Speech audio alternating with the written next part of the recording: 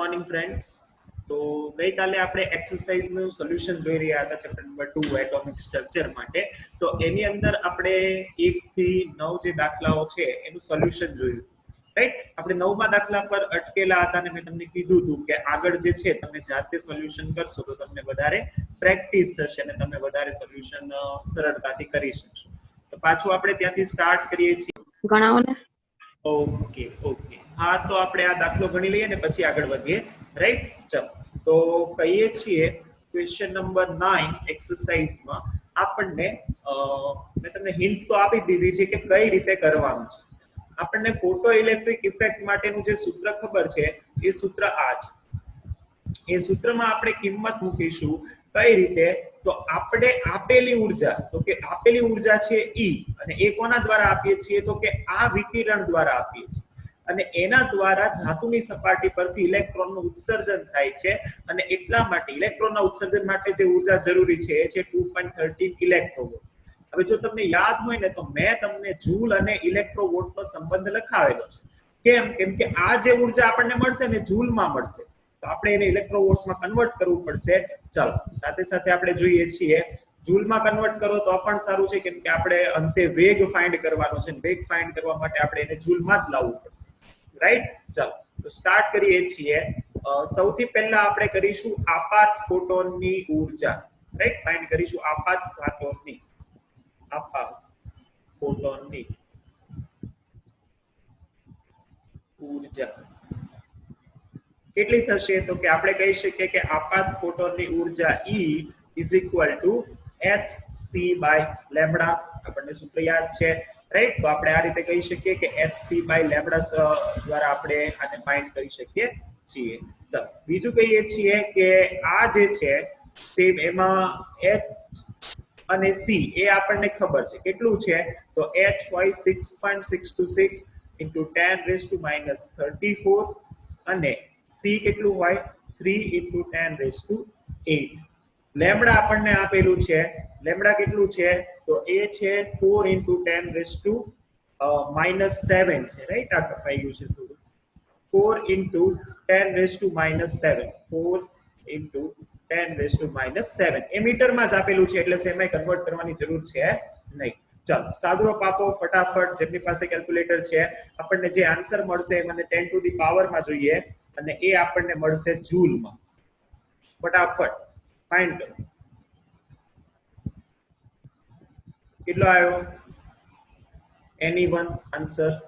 4.9695 ગુણ્યા 10⁻−19 જૂલ. 4.9695 ગુણ્યા 10⁻−19, રાઈટ. આટલું જૂલ આવ્યું. હવે આ ઉર્જા તો આપણને જૂલમાં મળી છે અને અહીંયા આ જે ઉર્જા છે એ છે ઇલેક્ટ્રોવોલ્ટમાં. તો હું આને ઇલેક્ટ્રોવોલ્ટની જગ્યાએ જૂલમાં જ કન્વર્ટ કરું છું. શા માટે? કેમ કે જ્યારે આપણે આ વેગ શોધવો હોય ને તેના માટે આ બધું જૂલમાં જ જોઈએ, રાઈટ. એટલા માટે થઈને તો ફોટોનની ઉર્જા આપણે ગણી લીધી છે. ઉત્સર્જનની ગતિજ ઉર્જા આપણે ગણીશું, એ પણ જૂલમાં જ ગણીશું.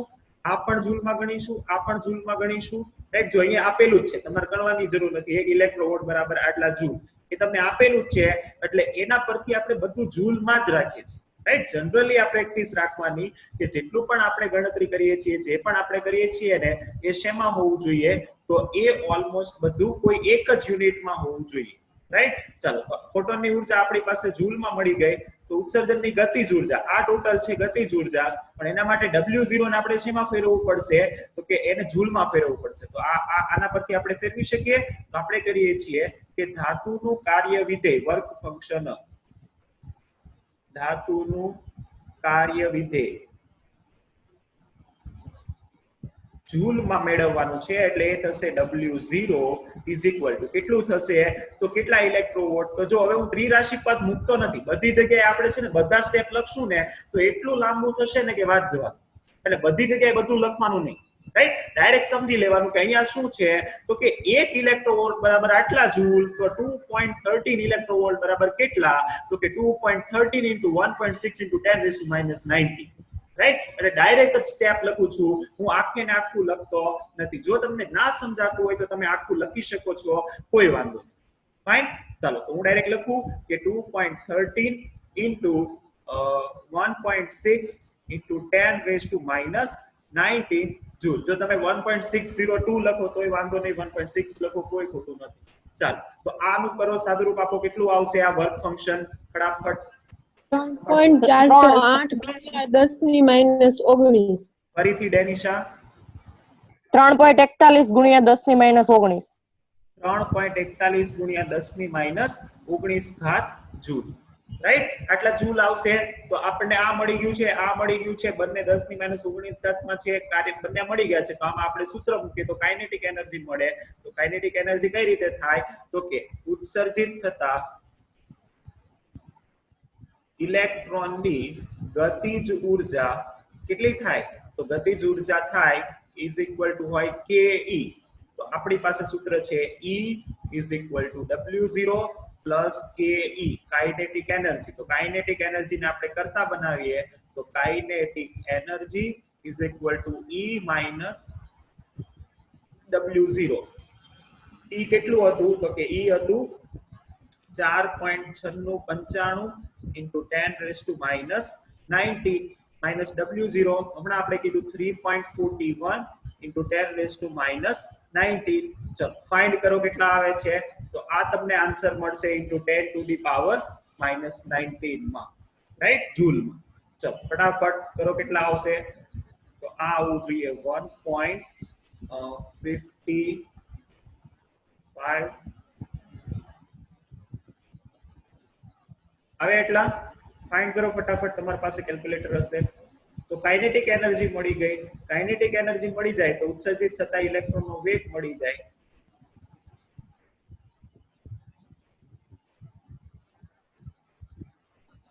કાઇનેટિક એનર્જી વેગ v એટલે કહી શકીએ half mv square. Half mv square, right. તો હાફ mv સ્ક્વેર પરથી આપણે કાઢી શકીશું. ચાલો તો v ફાઇન્ડ કરીએ છીએ. v, right, half mv square. તો v આપણે કરતા બનાવીએ તો v થશે under root of twice into kinetic energy divided by m, right. ચાલો under root of twice into kinetic energy આવી 1.56 લખી દો. આને 5595 છે 56 into 10 raised to minus 19 divided by ચલો m. કોનું m લખશું અહીંયા? તો કે ઇલેક્ટ્રોન માટે છે તો ઇલેક્ટ્રોન નું દળ. ચાલો ઇલેક્ટ્રોન નું દળ આ જે છે ને 4 જણા જે જવાબ આપે છે ને એની સિવાય, અને હવે હું નામ લઈને જેને બોલીશ ને એ જ બોલશે, રાઈટ. કેમ કે પછી તમે એમનામ બેઠા રહો તો એ પછી ચાલે નહીં.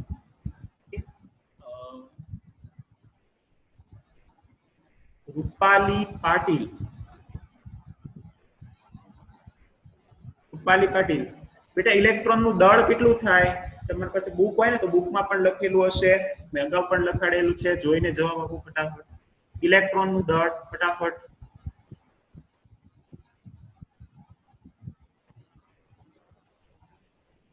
હાલો રૂપાલી.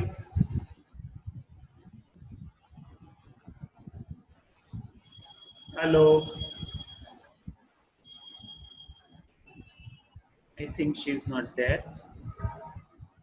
જરીવાલા જય. 9.109 ગુણ્યા 10 ની માઇનસ 31 ઘાત. તો 9 ગુણ્યા 10 ની માઇનસ 31. Okay, thank you.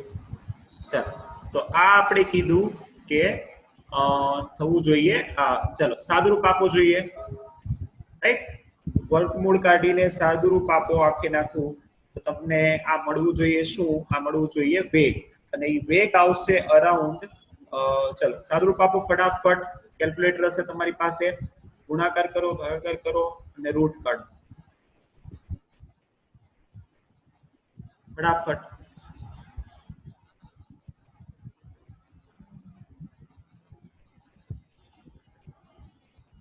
આવ્યું સાદુરૂપ? કેટલું આવ્યું?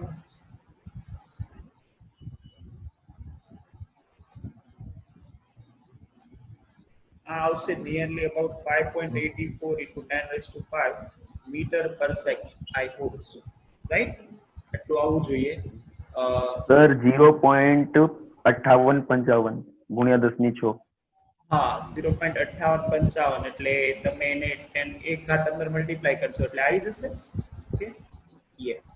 હા ભાઈ આ લિનો ટેબ 7 જે બી હોય પોતાનું નામ રીનેમ કરો, હે ને, પોતાનું નામ લખો લિનો ટેબ 7 whoever it is. પ્લીઝ આ લેક્ચર છે ને રેકોર્ડેડ છે એટલે હું રેકોર્ડ કરું છું, એટલે આવી બધી વધારાની કમેન્ટ મારે ના કરવી પડે ને એવું કરો, રાઈટ. હું પૂછું એટલે તરત જવાબ આપો, અને પ્લીઝ હું ગમે ત્યારે ગમે એનું નામ લઈશ, અને જ્યારે હું નામ લઉં ને તે તરત જ રિપ્લાય આપો. અહીંયા તમે નામ ના લો ને એવું બધું થાય ને પછી મારે એ વિડીયો એડિટ કરવો પડે ને એટલો ભાગ મારે કટ કરવો પડે, રાઈટ. કે આપણે યુટ્યુબ પર ચડાવવાનું છે, આખા ગામને પછી ખબર પડે કે આપણી સ્કૂલમાં શું ચાલે છે, એમ કરતા બધું કટ કરવું સારું. એટલે પ્લીઝ જ્યારે પણ હું તમને ઓકે હા ચાલો તો કહીએ આગળ, સમજાશે? આ ઈઝી ક્વેશ્ચન હતો, રાઈટ. જો આ ઇમ્પોર્ટન્ટ ક્વેશ્ચન છે, આપણે જો બહુ બધું આમાં શોધેલું છે, ફોટોનની ઉર્જા, ગતિજ ઉર્જા, ફોટો ઇલેક્ટ્રોનનો વેગ, ઘણું બધું. એટલે આવો ક્વેશ્ચન છે ને એ પૂછાય છે, રાઈટ. આ ક્વેશ્ચન 3 માર્ક્સમાં કે 4 માર્ક્સમાં પૂછાઈ શકે, રાઈટ. આ ક્વેશ્ચન પૂછાય છે. તો પહેલો ઇમ્પોર્ટન્ટ ક્વેશ્ચન આપણે ગણ્યો, અને એ એટલે કે ફોટો ઇલેક્ટ્રિક ઇફેક્ટ પર ધ્યાનમાં આવશે, રાઈટ. ચાલો આગળ વાત કરીએ છીએ 2.10. બહુ જ ઈઝી અને સરળ ક્વેશ્ચન છે.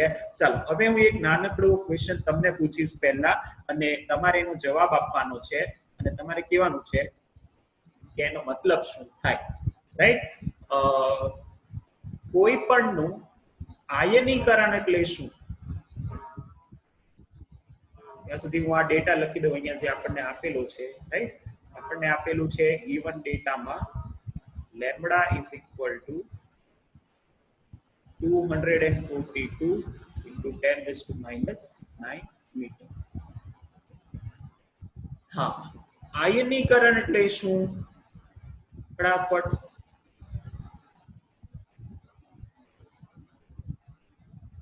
કોઈ પણ એનીવન કેન આન્સર.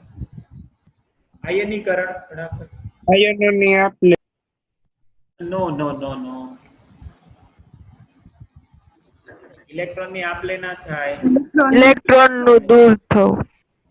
યસ, ઇલેક્ટ્રોનનું દૂર થવું એને કહેવાય ઇલેક્ટ્રોનનું દૂર થવું. હા રાઈટ.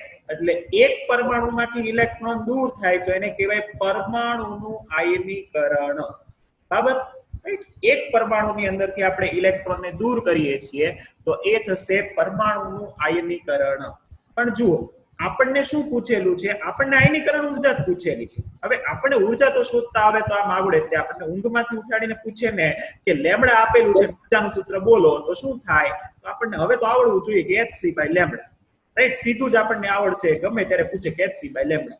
પરંતુ જુઓ અહીંયા સ્પેસિફિક છે કે આયનીકરણ ઉર્જા શોધવાની છે, પણ કોની? તો કે કિલો જૂલ પર મોલની. એટલે એક પરમાણુની નહીં, કેટલા પરમાણુની ઉર્જા શોધવાની છે? કેટલા થાય? મોલ એટલે કેટલા થાય?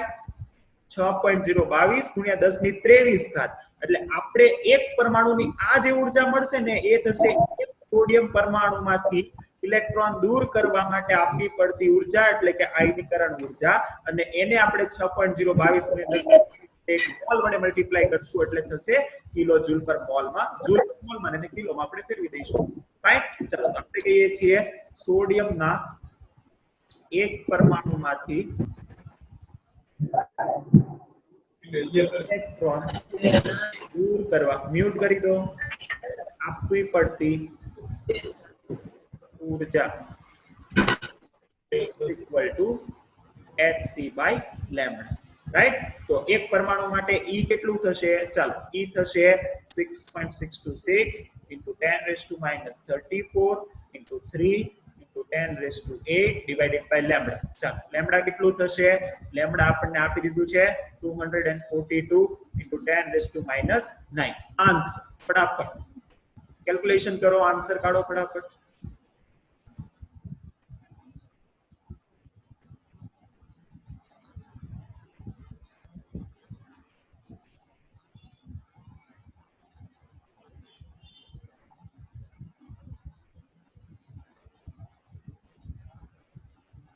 ફટાફટ આન્સર શું આવ્યો? 6.626 into 3 divided by 242 બધું કરીને સાદુરૂપ આપતા 0.082 0. ગુણ્યા 17. હા બોલો 0.082 0.04946. 82 કે 494 કન્ફ્યુઝ નહીં કરો. 82 0.082. 82 -17. -17 17 થેન્ક યુ રાઈટ. આવું હોય ને તો ત્યારે 4 આંકડા સુધીની સ્પેસિફિકેશન રાખવાની, કેમ કે પછી આંકડો બદલાય છે રાઈટ. 82 પછી એ આંકડા તમારે ધ્યાનમાં રાખવાના. હવે સોડિયમના 1 મોલ માટેની ઉર્જા એટલે n એવોગેડ્રો નંબર Na એટલે કે n into E. n કેટલું છે 6.626 into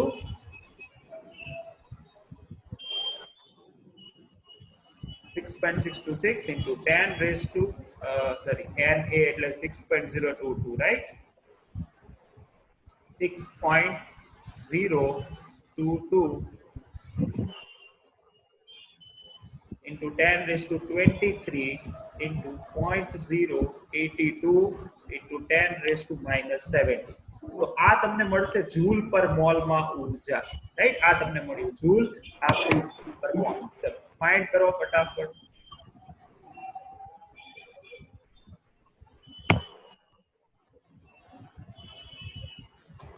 કેટલા આવશે? આ આવવું જોઈએ 0.9 અરાઉન્ડ into 10. 4.94 ગુણ્યા 10 4.94 ગુણ્યા 10 ની 4.94 ગુણ્યા 10 ની 5. 4.94 ગુણ્યા 10 ની 5 ઘાત. ઓકે જૂલ પર મોલ મળશે. હા ચાલ જૂલ પર મોલ આપણને પૂછ્યું છે કિલો જૂલ, તો આને કિલોમાં ફેરવું હોય તો આમ લખાય 4.94 ગુણ્યા 10 ની 2 ગુણ્યા 10 ની 3 જૂલ પર મોલ. 10 ની 3 ને શું કહેવાય? 10 ની 3 ને જ કહેવાય કિલો. યાદ કરો કોષ્ટક. તો આ 10 ની 2 આમાં મલ્ટીપ્લાય કરી દઉં તો આ રીતે લખાય 494 કિલો જૂલ પર મોલ. રાઈટ. 494 કિલો જૂલ પર મોલ હોય કોની? તો કે સોડિયમની આયનીકરણ. રાઈટ.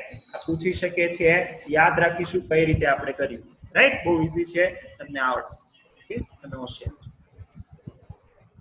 ચાલો હવે એક બહુ જ અગત્યનો ક્વેશ્ચન છે, કેમ કે એક નવું આપણને છે ને થોડું ધ્યાનમાં નથી ને એટલા માટે. બાકી તમને આવડે છે, તમે બહુ જ તે એક્સપર્ટ છો રાઈટ. બાકી તમને આવડે જ છે એટલે એક્ઝેક્ટલી આપણે એવું કહેવાનું છે. બે વસ્તુ આપણને પૂછેલી છે. એક છે ક્વોન્ટમ નો દર, જે પણ આપણા માટે થોડું આપણને ખબર નથી, અને બીજું છે વોટ. રાઈટ. આ બંને સમજી લઈએ એટલે આ દાખલો તમે જાતે એમને કરી શકશો. રાઈટ. ચાલો તો પહેલું કહીએ છીએ આપણે વોટ શું છે. કે 25 વોટનો એક બલ્બ એક વર્ણની પીળો પ્રકાશ ઉત્સર્જિત કરે છે. રાઈટ. એટલે એક બલ્બ છે અને એના ઉપર લખેલું છે રીડિંગ. એનું જે બોક્સ હતું ને એમાં રીડિંગ વાંચ્યું ને તો એમાં હતું 25 વોટ. આ વોટ જે છે ને એ હોય W. રાઈટ. જે ઉર્જા એનર્જી પાવરનો એકમ છે. રાઈટ. પાવર કેમાં મપાય? તો પાવર મપાય વોટ હોય. રાઈટ. એ હોય જૂલ પર સેકન્ડ. એનો મતલબ કે પ્રતિ સેકન્ડ કેટલા જૂલ ઉર્જા એને કહેવાય પાવર. રાઈટ. તો આ વોટ જે છે એ હોય જૂલ પર સેકન્ડ. રાઈટ. તો આ વોટ અને વોટ રાઈટ. આ વોટ અને વોલ્ટ આ બંને અલગ છે. કન્ફ્યુઝ થઈ. આ વોલ્ટ છે જેમાં આપણે EMF માપીએ કોઈ પણ, આ વોટ છે જે પાવરનો એકમ છે. ઓકે. તો આ બંને અલગ છે. આ વોટ છે જે હોય જૂલ પર સેકન્ડ. જો તમને આ ખબર હોય ને એટલે તમને આપોઆપ ધ્યાનમાં આવશે. ક્વોન્ટમ નો દર. ક્વોન્ટમ નો દર એટલે હવે તમને ક્વોન્ટમ તો ખબર છે. ચાલો ક્વોન્ટમ એટલે શું? ફટાફટ ક્વોન્ટમ એટલે શું કહી શકાય?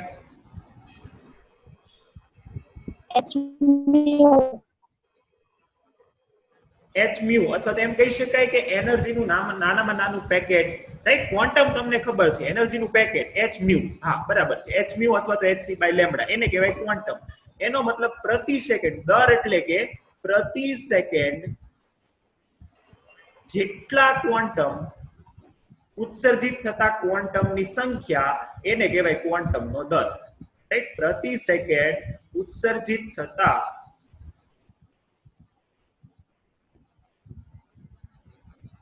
ઉત્સર્જિત થતા ક્વોન્ટમની સંખ્યા.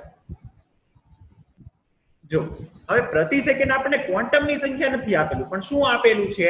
જો આ આપેલું છે કે કેટલા જૂલ ઉર્જા ઉત્પન્ન થાય છે. તો આપણે એમ લખી શકીએ કે પ્રતિ સેકન્ડ, જો આના પરથી હું લખું છું રાઈટ, કે 25 વોટ આપેલા છે, એના પરથી શું લખી શકીએ કે પ્રતિ સેકન્ડ 25 જૂલ ઉર્જા ઉત્પન્ન થાય છે એમ કહેવાય. એમ કહી શકીએ કે પ્રતિ સેકન્ડ 25 જૂલ ઉર્જા ઉત્સર્જિત થાય છે.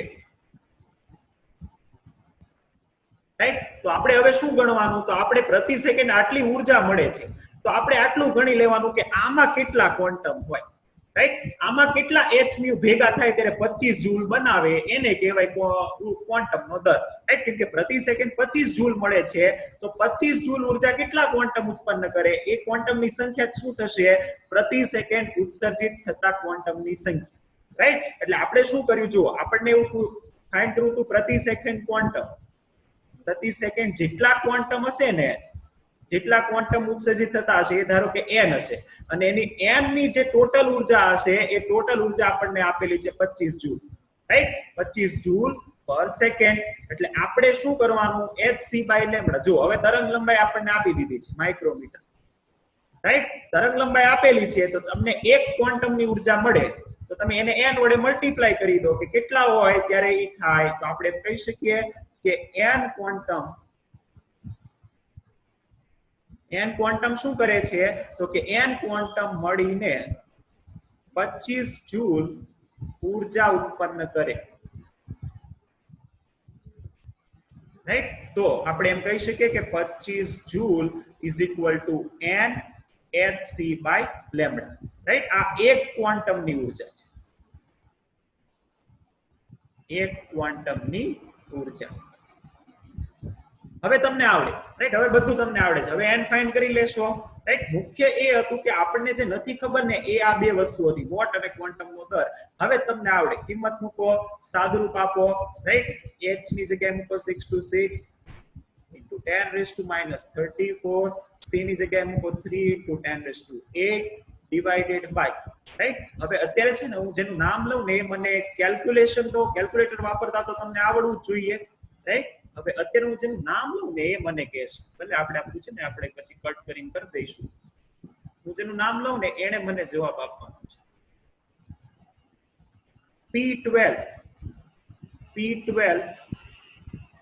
કોણ છે? P12 પાનસેરિયા કરીને કોઈ છે? Please unmute P12.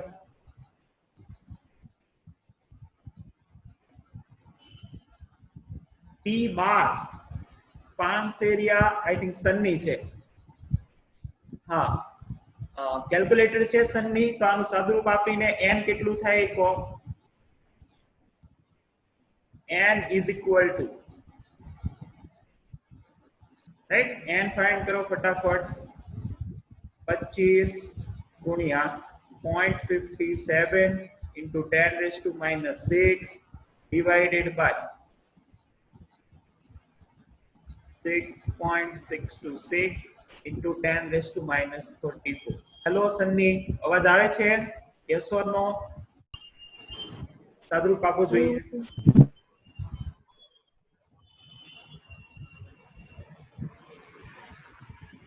Zero point 0.7169 scientific notation, વૈજ્ઞાનિક સંકેત પદ્ધતિ કઈ રીતે દર્શાવે છે વૈજ્ઞાનિક સંકેતમાં. રાઈટ, તો જ્યારે પણ હવે તમે સંખ્યાઓ લખો ને તો એને વૈજ્ઞાનિક સંકેતમાં લખવાનું. વૈજ્ઞાનિક સંકેત એટલે શું? પોઈન્ટ પહેલા કોઈ એક સાર્થક સંખ્યા હોવી જોઈએ પોઈન્ટ પહેલા. રાઈટ, એટલે 0 પોઈન્ટ જે તમે કહો છો ને 71, એટલે એને લખાય 7.1. 7.1 આગળ જે આવતું હોય into 10 to the power. આવી રીતે 7.16 ગુણ્યા 10 10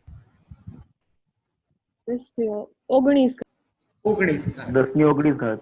હા, આ આવે છે, ચેક કરી લો તો. કેમ કે ઘાતમાં કેમ કે મલ્ટીપ્લાય કર્યું એટલે કદાચ ચેક કરો ફટાફટ બધા. યસ યસ ઓર નો? હા, ઈ જ આવે છે. ઓકે, આગળ વધીએ. હા. સર 7.17 લખા. સોરી 7.17 ચાલશે હવે 7.16 0. જો પાછો એક ફોટો ઇલેક્ટ્રિક ઇફેક્ટ નો દાખલો આવ્યો છે કે ધાતુની સપાટી પર 6800 એંગસ્ટ્રોમની તરંગ લંબાઈ વાળો વિકિરણ ખુલ્લી મૂકવામાં આવે ત્યારે શૂન્ય વેગથી ઇલેક્ટ્રોન ઉત્સર્જિત થાય છે. શૂન્ય વેગ એનો મતલબ ગતિ ઉર્જા કેટલી થશે? કેટલી થાય ગતિજ ઉર્જા? વેગ શૂન્ય હોય તો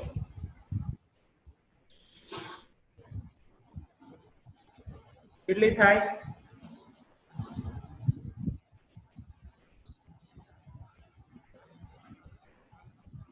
વેગ શૂન્ય હોય તો એનો મતલબ એવો થાય કે એની ગતિજ ઉર્જા પણ 0 થશે કેમ કે ગતિજ ઉર્જા is equal two half mv², right? એટલે ગતિજ ઉર્જા પણ 0 થશે. તો આપણે શું કરીશું? તો આપણે ડાયરેક્ટ આ સૂત્ર મૂકીશું કે E is equal two W0 into kinetic energy. હવે કાઇનેટિક એનર્જી થઈ ગઈ 0 તો E જ શું થશે? W0. E તમને શોધતા આવડે? hc/λ.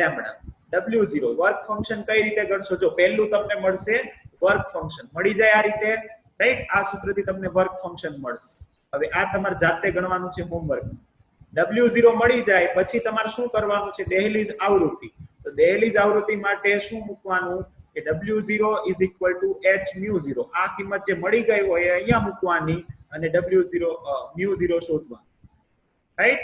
આ બંને સૂત્ર પરથી તમારે જાતે આ હોમવર્કમાં ગણવાનું છે. ઓકે, કોઈ પ્રોબ્લેમ? કે સર. રાઈટ? આ હોમવર્કમાં તમારે ગણવાનું છે. નેક્સ્ટ જો પહેલો સરસ દાખલો આવ્યો છે જે આપણે અત્યાર સુધીના સૂત્રો જોયા ને એમાં સૌથી સરસ દાખલો પહેલો આવ્યો છે અને એ એટલે જ્યારે કોઈ ઇલેક્ટ્રોન સંક્રમણ કરે ત્યારે કઈ રીતનું થાય, રાઈટ? જો આપણે ઘણા સૂત્રો લખાવેલા હતા, ફરીથી હું તમને યાદ કરાવી દઉં કે આપણે એક સૂત્ર આવી રીતનું લખેલું હતું કે જ્યારે ઇલેક્ટ્રોન ઊંચા ઉર્જા સ્તરમાંથી નીચા ઉર્જા સ્તરમાં આવે, રાઈટ? આ n ઇઝ ઇક્વલ ટુ 4 છે, આ n ઇઝ ઇક્વલ ટુ 2 છે, તો એ વિદ્યુત ચુંબકીય વિકિરણ સ્વરૂપે ઉર્જા મુક્ત કરે. એ ઉર્જા કેટલી હોય? તો એ ઉર્જાની પણ આપણે ગણતરી કરેલી હોય, રાઈટ? અત્યારે પહેલી વાર છે એટલે હું સૂત્ર લખી દઉં છું કે એ કેટલી હોવી જોઈએ? તો એ હોય 2.18 into 10⁻⁻18 z² હોય. અહીંયા હોય z² પણ હાઇડ્રોજન છે એટલે હું z લખતો નથી, રાઈટ? z1 થઈ જશે 2.10⁻18 divided by 1/n1² minus 1/n2², right? જો મેં તમને ત્યારે ખાસ કીધું હતું n2 is greater than n1, right? n2 is greater than n1 નો મતલબ શું કે n2 મોટી કક્ષા બહારની કક્ષા છે, n1 એ નીચેની અંદરની કક્ષા છે, રાઈટ? આ સૂત્રમાં આપણે કિંમત મૂકીએ તો આપણને જૂલમાં ઉર્જા મળે, રાઈટ? જો જ્યારે આવું કીધું હોય અને એમ કીધું હોય ને કે આમાં સંક્રમણ કરે ત્યારે ઉત્સર્જિત થતા ઉર્જા કેટલી હોય તો ડાયરેક્ટ ખાલી ઉર્જા શોધવાની. જો એવું કીધું હોય કે આવૃત્તિ કેટલી હોય તો મ્યુ શોધવાનું, h ને છેદમાં જવાનું. અને જો તરંગ લંબાઈ શોધવાનું કીધું હોય તો આની જગ્યાએ મૂકી દેવાનું કે hc/λ is equal to 2.18 into 10⁻18 divided by 1/n1. ચાલો બોલો જોઈએ n1. આ બે માંથી n1 કોણ થશે? જો બે છે n બરાબર, n1 કોણ થશે? આના પરથી વિચારીને કહો, ફટાફટ વિચારો જોઈએ બધા. n1 શું થશે? 2 રાઈટ? n1 જોઈએ 2 અને n2 શું થશે? 2 હા, n2 છે 4, રાઈટ? તો મોટું છે તો આ તમને મળશે hc/λ. હવે પહેલું કામ કરવાનું, આને એમ ન રહેવા દેવાનું 1/λ, રાઈટ? અને આ જે છે ને એને આખે નાખાને સોલ્યુશન ને જવાબ કરી દેવાનું 2.18 into 10⁻18 divided by hc. આ 911 એંગસ્ટ્રોમ આવે આઈ થિંક, રાઈટ? આ જે છે ને 6.626 into 10⁻ કેટલું થશે? 34 into 3 into 10⁸. આનો સાદરૂપ આપો એટલે આઈ થિંક 911 એંગસ્ટ્રોમ સમથિંગ આવે છે, રાઈટ? 1/λ માટે તો એ થવું જોઈએ. તો આ થશે 1/16 minus 4 divided by 16 into, right? આ કરી અને આનો વ્યસ્ત કરવાનો રહેશે, રાઈટ? તો પહેલા આનું સાદરૂપ આપો અને પછી આનું આપશો. ફાઇન.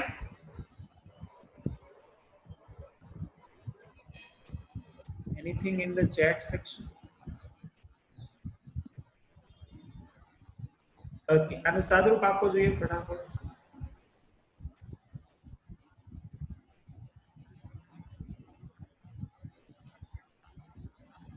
આનું સાદુરૂપ આપો અને એનો વ્યસ્ત કરો.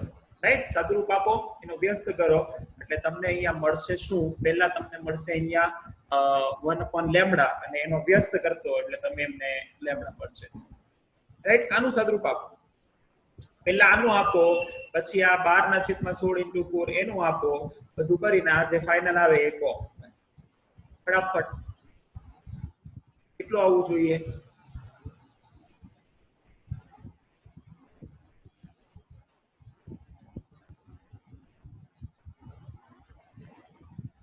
ફાસ્ટ.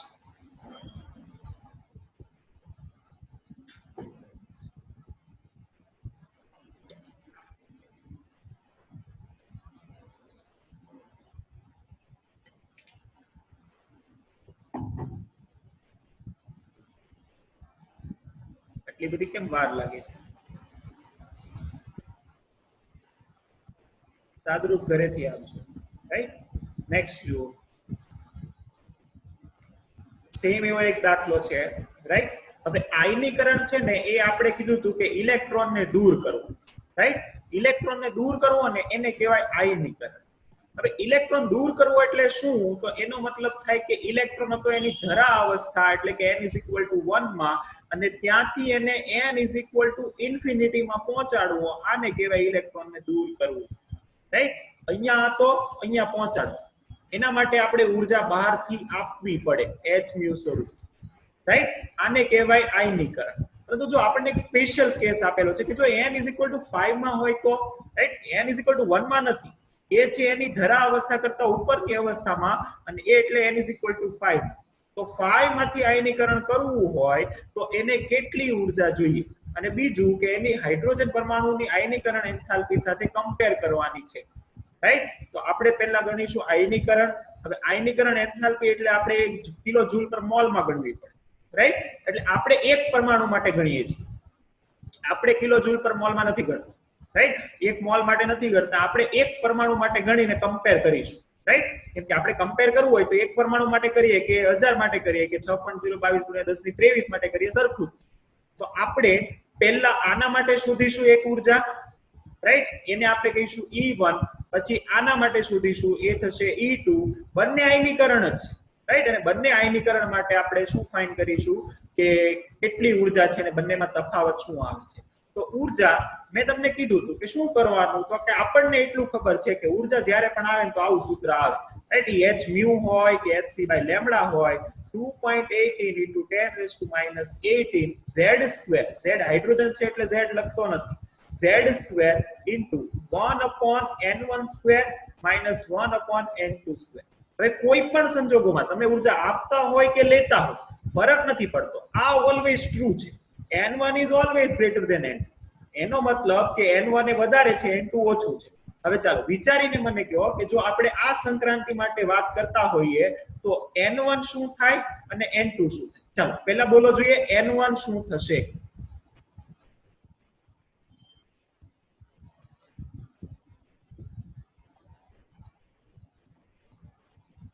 શું થાય n1 ફટાફટ?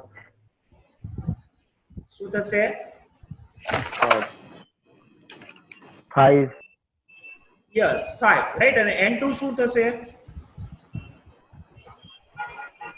અને ઇન્ફિનિટ. રાઈટ, હવે જો ઇન્ફાઇનાઇટ એટલે કે સૌથી મોટી સંખ્યા. હવે સૌથી મોટી સંખ્યાને 1 વડે ડિવાઈડ કરો, એના સ્ક્વેરને 1 વડે ડિવાઈડ કરો તો કેટલો આવે? એ આન્સર આવે 0. રાઈટ, કઈ રીતે? તો તમારી પાસે કેલ્ક્યુલેટર છે. રાઈટ, તમારી પાસે અત્યારે કેલ્ક્યુલેટર હોય તો હું એક સામાન્ય તમને વાત કરું કે આપણા કેલ્ક્યુલેટરમાં સૌથી મોટી કઈ સંખ્યા ટાઈપ થઈ શકે? તો સૌથી મોટી ટાઈપ થઈ શકે 9999999. 12 તમને આંકડા અંદર કેલ્ક્યુલેટરમાં તમે ટાઈપ કરી શકો તો સૌથી મોટી સંખ્યા આપણા કેલ્ક્યુલેટર માટે એ છે. એટલે કે આપણા કેલ્ક્યુલેટર માટે ઇન્ફાઇનાઇટ જ છે. રાઈટ, તો તમારે શું કરવાનું? તો તમે અત્યારે કેલ્ક્યુલેટર હોય તો 1 દબાવો. આપણે એવું કહેતા હતા કે કોઈનું પણ આયનીકરણ કરવું ને એનો મતલબ એવો થાય કે એને એની જે પણ કક્ષામાં છે ત્યાંથી કાઢીને ઇન્ફાઇનાઇટ સુધી પહોંચાડવાનો.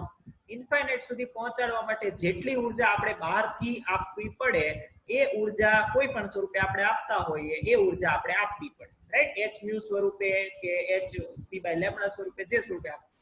હવે આપણને એવું કીધું છે કે આપણને જે છે એ n = 5 માંથી ઇલેક્ટ્રોનને દૂર કરવાનું છે. એટલે કે n = 5 માંથી ઇલેક્ટ્રોનને કાઢી અને એને લઈ જવાનો છે ઇન્ફાઇનાઇટમાં, અને n = 1 માંથી જનરલી જે આયનીકરણ આપણે કરીએ ને એ ધરા અવસ્થામાંથી, એટલે ધરા અવસ્થામાંથી જો આપણે ઇલેક્ટ્રોન કાઢતા હોઈએ ને તો n = 1 થી ઇન્ફાઇનાઇટ. પણ આપણને કીધું છે કે 5 માંથી ઇલેક્ટ્રોનને કાઢો અને પછી એને આનામાંથી કાઢીને કમ્પેર કરો. તો આપણા માટે પહેલું છે E1. ચાલો આપણે E1 ગણતા હતા. શું થશે? તો આપણે કહીએ છીએ E1, રાઈટ? શું થવું જોઈએ? E1 = 2.18 × 10⁻⁻18.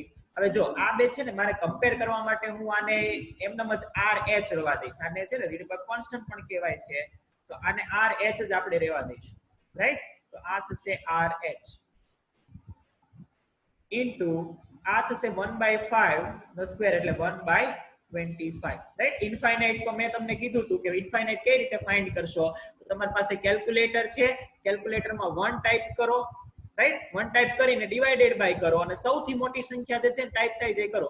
જેટલા નવડા ટાઈપ થાય છે એટલા બધા 9 ટાઈપ કરી, રાઈટ? અને એન્ટર આપો ઇક્વલ ટુ, એટલે તમને દેખાશે કે શું આન્સર આવે, રાઈટ? આને કહેવાય 1/∞.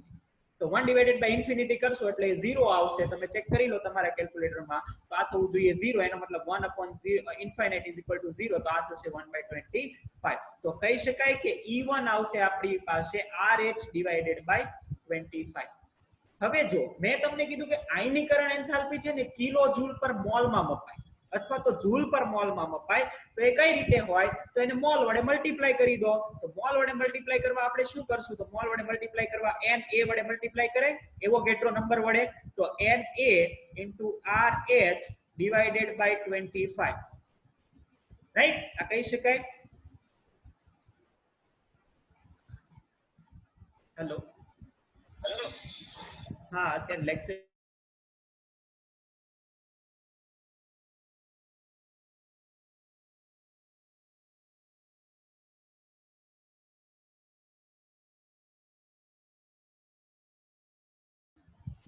કે તો આ થશે આપણી પાસે જૂલ પર મોલમાં ઉર્જા આયનીકરણ. આ થયું E1. હવે આપણે કમ્પેર કરવાનું છે એને E2 સાથે. તો E2 પણ કરી દઈએ. અને E2 શું થશે? એ થશે n = 1 માંથી ઇલેક્ટ્રોન દૂર કરતા, રાઈટ? તો n = 1 માંથી કરવું હોય તો પણ સૂત્ર તો સેમ જ થશે. 2.18 × 10⁻18 1/n1² - 1/n2², રાઈટ? તો આ થવું જોઈએ 2.18 × 10⁻18 1/n1. ચાલો, n1 હજી નાનું જ રહેશે એટલે એ થશે 1² અને આ થશે ઇન્ફાઇનાઇટ સ્ક્વેર, રાઈટ? અહીંયાથી ચેક કરી લો. તો આ થશે n1 નાનું છે. કયું થશે? તો કે આ થશે 1, આ થશે ઇન્ફાઇનાઇટ. તો 1 નાનું થશે તો એ થશે. તો આ થવું જોઈએ. કેટલું થવું જોઈએ? તો આ થાય E2 = RH, આને જ કહેવાય RH /1². લખીએ ના લખીએ ફરક પડે નહીં, રાઈટ? તો આ થશે RH. હવે એને કિલો જૂલ પર મોલમાં ફેરવું હોય કે જૂલ પર મોલમાં ફેરવું હોય તો શું કરવાનું? એવોગેડ્રો નંબર વડે મલ્ટીપ્લાય કરી દો. તો Na × RH, રાઈટ? તો આ મળશે તમને જૂલ પર મોલ. હવે આપણે કમ્પેર કરવાનું છે કે E1 આપણી પાસે આવ્યું હતું એ હતું Na RH/25 અને E2 આપણી પાસે આવ્યું કે એ છે Na RH. ચાલો, હવે આના પરથી ખબર શું પડે? તો આના પરથી ખબર પડે બહુ જ સરસ વાત કે જે આપણે છે ને ત્રીજા ચેપ્ટરમાં ભણતા હતા. આપણે એવું કહેતા હતા કે ઇલેક્ટ્રોન જેમ કેન્દ્રથી દૂર જાય એમ એને દૂર કરવો સરળ બને. એની આયનીકરણ એન્થાલ્પી જે છે, આયનીકરણ એન્થાલ્પી કેવી થાય? ઓછી થાય. આવું કહેતા હતા આપણે ત્રીજા ચેપ્ટરમાં. જો અહીંયા એની સાબિતી મળી ગઈ કે E1 શું છે? તો કે આ 5મી કક્ષામાંથી આપણે ઇલેક્ટ્રોન દૂર કરીએ છીએ, આ 1લી કક્ષામાંથી દૂર કરીએ છીએ. 5મી કક્ષા એ કેન્દ્રથી દૂર હોય તો એમાં કેટલી ઉર્જા જોઈએ? તો કે 1લી કક્ષામાંથી દૂર કરવા માટે જોઈતી ઉર્જા કરતા 25માં ભાગની ઉર્જા જોઈએ, રાઈટ? તો આ એના પરથી સાબિત કરી શકીએ, સ્ટેટમેન્ટ પણ લખી શકીએ કે પ્રથમ કક્ષા કરતા ઇલેક્ટ્રોનને દૂર કરવા કરતા લાગતી ઉર્જા કરતા